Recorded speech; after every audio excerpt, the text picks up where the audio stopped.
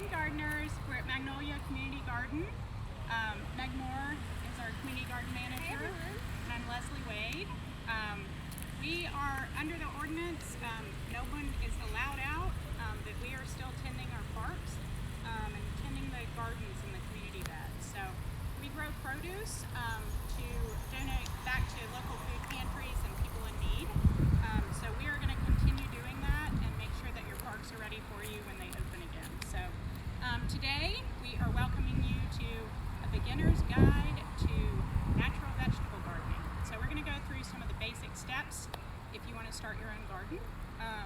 So this is a raised bed. So we have built these years ago, but and we filled these with topsoil, and 2/3 topsoil and 1/3 mushroom compost.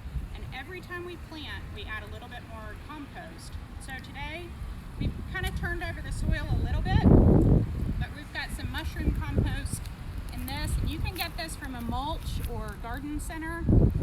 It comes bagged or bulk. We always get a big load of it bulk.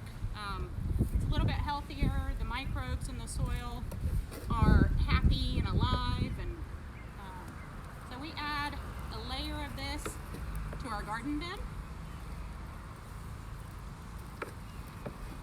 And once we get that done, we are going to turn it in, and then we're going to level out the soil. So the topsoil that we put into our garden beds is there to help with drainage and create some aggregates in the soil. The mushroom compost is only there for nutrients. So we want to provide some food for the plants that we're putting in. So I'm going to go in and just turn this under about 6 to 8 inches into the existing soil. And Meg is going to grab our rake and rake it out for me as soon as I'm done with this. Our rake. So There you go. questions in. We are on Instagram Live, so send your questions in and we will answer them as we can. We also have an email address called gardens@charlestonparksconservancy.org, and during this ordinance, stay-at-home ordinance, we're happy to answer your gardening questions. Otherwise, we're here in the garden during the week, and you can come out and ask your questions then. All right, Meg, have at it. So here we go. We're just going to make this nice and just like a tray of brownies. Mixing it in, keeping it even. If you see any huge chunks, just go ahead and chop them up. And the reason we're leveling this out is when we water, we don't want big pools of water around one plant and the rest of them to be left out. Their little daily drink. Sometimes I like to get fancy and flip it over. So it's extra smooth. Okay. It looks like we have a beautiful gardening canvas here, ready to plant. Okay. So we have, it is March. What is the date? 27th. So we're past our frost date for the spring. So we can put in some of our warm season plants. We don't have to worry about them surviving through frost. So some of our warm season plants we've grown in our greenhouse. And we started stuff in early February. So think about, it's almost the end of March, and we started in February to be able to put stuff out. So you have to start your planning very early. We are going to put some tomatoes in. And tomatoes, we talked about that. I think it's because I was doing it. Get very large. Not all of them. There's some patio varieties, but these are going to get a little bit leggy. So we want to plant them nice and deep. There are some little hairs along the stem of tomato plants, and if you plant those down into the soil, all of those will turn into roots. So we're going to plant the tomatoes because there'll be some of the taller plants that we are putting in the ground. We're going to put them in the back so they can reach up, and then everything, we're looking at the angle of our sun, and they won't shade anything else if they're back here. So we're planting this. We're going to take off these first tiny little leaves, We're planting this very deep, up to the neck of the tomato. So if you can see that, we're planting it that deep. So it's almost, the entire stem is almost under the soil. So we're gonna put 3 tomato plants in this space. So this space is about 4 feet long by 4 feet wide.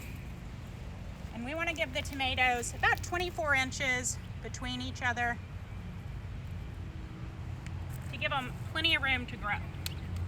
That is one of the things that beginner gardeners and even experienced gardeners, we space things too close so that the plants don't have room to do what they need to do and mature properly. So we don't want them to rob each other of the nutrients and the water that they could get. So we're gonna put this all the way down and give them space to grow. And now we have room, if we'd like to create a trellis for them to grow up, we can grow vertically and we can put a trellis back here. Next, because we grow organically and naturally, we want to get flowers in our garden. What do flowers do, Meg? They bring in the pollinators. So it's so important. We always put in flowers, herbs, and vegetables into our gardens just to create a better environment and a healthier pollinator ecosystem. So we have cilantro that's going to bloom. Cilantro is beautiful. It's still very flavorful. The flowers are edible. These will form little berries that are delicious and lemony, citrusy, cilantro-like flavor. And then, of course, the dried seeds are coriander. So once we start getting a lot of seeds, we're going to go ahead and pull this up and put something else in. But it's already bringing in the pollinators. Very grateful. Thank you, cilantro. So what I'm planting now, once the cilantro goes to seed, we'll pull it out. And then we're putting in some more summer hardy flowers. So Cosmos is beautiful. It's a nice cut flower, but it also attracts beneficial insects as well. So this, if you'll notice, we're not going to plant this like we would a tomato. We're going to actually just plant it as deep as the root ball. So I'm just going to make a little bit smaller of a hole and put it right in there like that. And notice, did you notice I didn't tamp down the soil?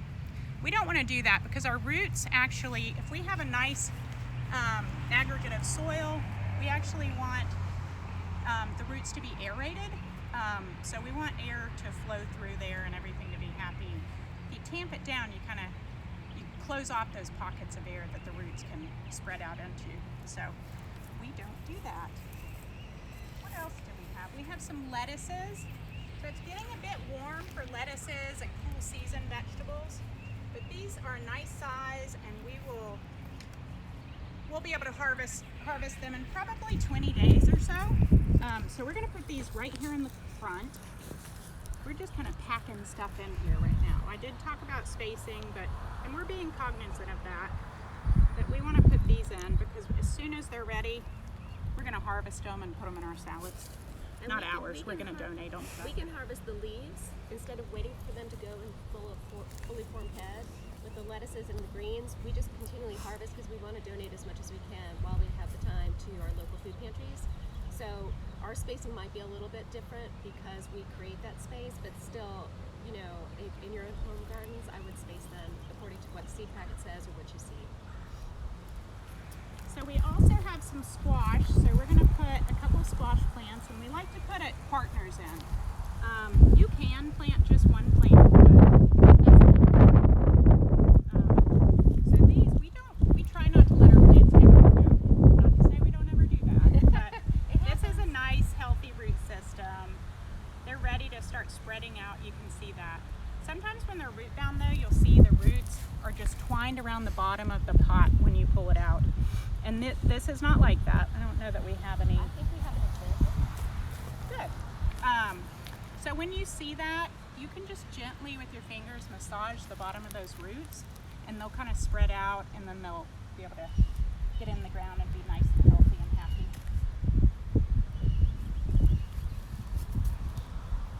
So I'm thinking about these plants and what their mature size is going to be. And squash plants get quite large. So I want to give them room to spread out. And squash can also kind of flow over the side of your garden bed, so I don't mind putting it a little bit close to the edge. There we go.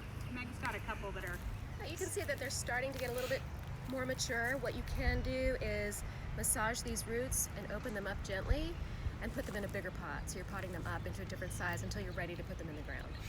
But it's not too bad yet, but this is an indication that it's time.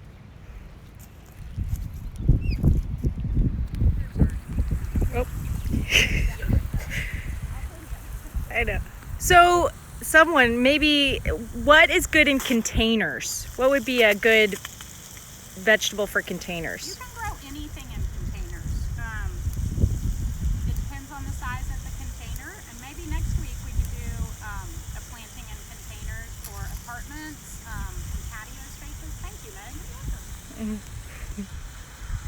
But we can talk about what grows very well this time of year and should be still available at Lowe's or your local garden centers if they're still open. Yeah, what should we plant now? Tomatoes, squash, cucumbers, beans, Peppers, flowers. Where you headed? Here, right there. So Meg is going to turn that on a soft shower setting, and we're going to water these in. So even before we put them in the ground, we water them in their trays or in their pots, and we soak the roots before we put them in. And then we water them in. So we already did that. I didn't demonstrate it, but Meg will water them in. and we also water the beds first too. Not soaking wet, but just enough so that if you put a nice big water seeping in, it's not the water's not going to be rigged out easily. Also remember how hot it is, how hot our sun is. So I always like to test the water first because it's boiling hot right now. And just give it a minute to cool off, and then water the beds. Because I made this I've steamed my vegetables before they're ready. There you go. So we didn't plant any seeds today, but if you're not able to find plants at a garden center, you can actually order seeds online. We do have some garden centers that have some nice seed varieties. But if you do go to an online catalog, one of them we really like, Johnny's. We use Southern Seed Exposure. Baker Creek has a lot of heirloom varieties that have never been hybridized, so they're things that they might be a seed from 150 years ago. Here we just got a question. How often should you water? Once a day or twice a day? So when you first plant, I want you to water once a day, very deeply. Don't just come out here and spray it. Spend about 5 minutes watering it so it gets down to the roots. Let it cool up a little, just a little. Yeah. And not on full blast. I have it Yeah, at a nice half soft setting. So water them once a day for the first 2 weeks or so, and then your roots should have started spreading out and establishing themselves, and then you can back off to every other day. And then once your plants are larger, 2 to 3 times a week, about as much as an inch of rain would be. So a gallon of water per plant usually, depending on the plant. So see how long Meg's taking her time. She's not rushing through it, but we're getting these all nicely watered in. And it is nice to kind of move around because I could sit here on one plant, but I'd rather just, like Leslie said, take my time and move around and watch what the water's doing and how it's draining into the soil. So it gets a nice soak.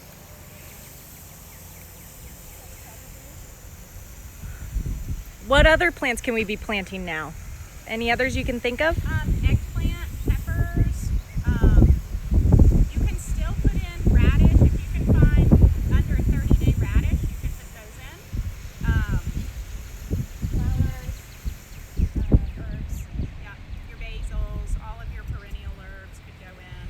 You could still do dill and cilantro, but just expect if we get a heat spike, they will bolt. Just like that, they'll go to flower and seed. So all your cool season stuff,